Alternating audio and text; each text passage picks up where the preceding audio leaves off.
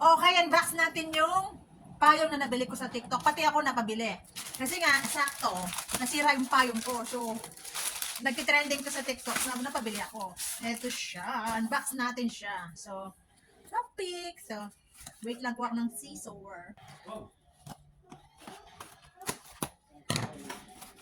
So, kulay black ang nabili ko. Kung gusto nyo bumili, gamitin nyo yung link ko. So, ito na siya. Black siya. Tara, tara, tara.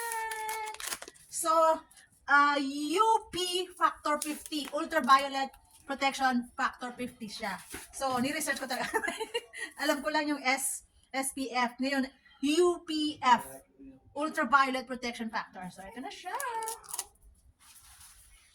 So, meron siyang, pag open mo siya dito, ay, ito na siya, o, di ba?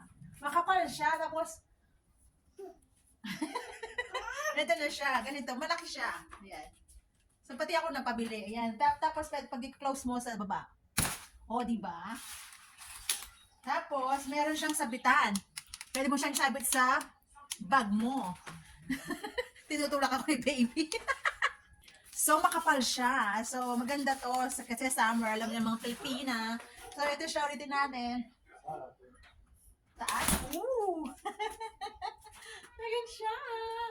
Bili na kayo kung gusto niyo bumili. Gamitin niyo yung link ko. Salamat! So, patayin na natin. O, di ba? So, ayusin ko to. Like I said, pwede siyang isabit. Kung may purse kayo, pwede niyong sabit para hindi nyo dadala-dalang ganito. Thank you!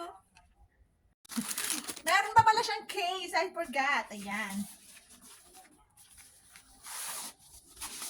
Ayun siya. Tapos, ano yung, wala akong ano eh. Wala akong belt. Pwede siyang sabing ganito. Thank you!